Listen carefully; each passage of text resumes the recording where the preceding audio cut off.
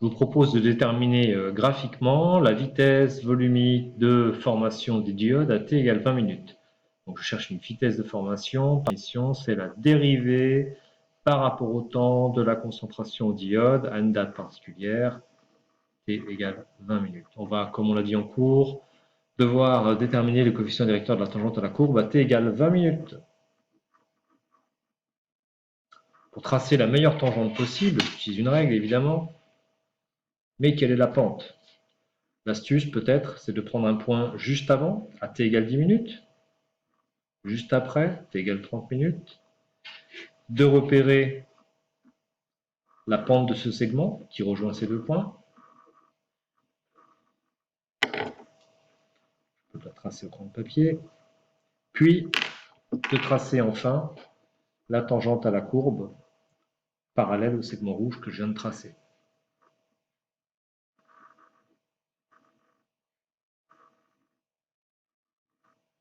Je crois que c'est pas mal. Hop. Pour déterminer le coefficient directeur de ce segment, j'utilise deux points. Le point A, je le choisis judicieusement pour trouver ses coordonnées rapidement, ce point-là. Et un point B, facile à repérer, celui-ci.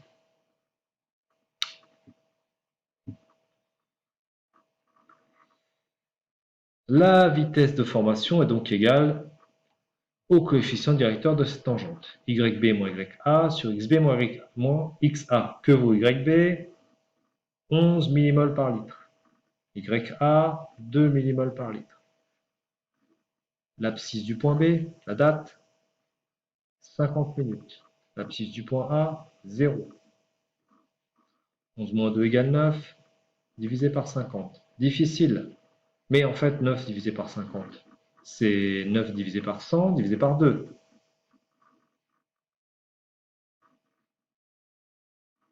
Donc 9 fois 2, divisé par 100. 9 fois 2 divisé par 100, 18 divisé par 100. 1,8, 10 moins 2. Attention aux unités, millimol par litre et par minute. Millimol par litre et par minute. Millimol, 10-3, mol, 10-2 fois 10-3, 10-5. 1,8, 10-5, mol, et par minute. À la date t égale 20 minutes, il se forme 1,8 10-5 mol par litre et par minute. Donc par seconde, 60 fois moins. 1,8 10-5 divisé par 60 mol par litre et par seconde. 1,8 divisé par 60, c'est difficile, mais 180 divisé par 60, c'est facile, c'est 3. Donc 1,8 sur 60, c'est 3 10 2. 3 10 2 fois 10 5. Cela fait 3, je suis en train de me dire que j'avais faux à mon précédent essai. Donc 1,8 divisé par, 180, j'ai une bêtise, 180 divisé par 60, ça fait 3, donc 1,8 divisé par 60, c'est égal à 3 10 moins 2, 3 10 moins 2 fois 10 moins 5, 3 10 moins 7 mol par litre et par seconde. On n'a donc pas besoin de calculatrice à vérifier. J'ai faim à cette heure, donc je me demande si j'ai pas fait une erreur. Une vitesse de disparition à présent. Vous voyez la réaction qui est écrite ici. L'argent perd des électrons, gagne des électrons pour se transformer en argent solide. S'il gagne des électrons, il est réduit. Et le fer solide est donc un réducteur, ça réduit l'argent. Voilà l'évolution de la concentration en ion Ag+ au cours du temps. Il diminue, c'est tout à fait logique. Les ions Ag+ sont consommés.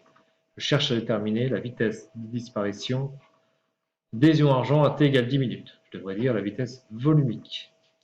Pour cela, j'ai besoin de rappeler la relation moins dérivée de la concentration en ion Ag+ par rapport au temps. Pour trouver cette dérivée, j'ai besoin du coefficient directeur de la tangente. Je cherche la tangente à la courbe dans ce point. À nouveau, l'astuce, c'est de prendre un point avant, un point après pour essayer de tracer la meilleure des tangentes possibles. J'y vais, voilà, je trace un parallèle. Et j'essaie de ne pas tricher. hop, hop. À nouveau, je prends un point A, un point B. Le point A, alors là, vous voyez, j'ai aucune graduation, donc je veux aller rapidement et sans calculatrice. Je vais faire certainement quelques approximations dans mon tracé, dans mes calculs, et donc ma vitesse de disparition sera entachée d'une certaine incertitude. Voilà pour le point A, voilà pour le point B.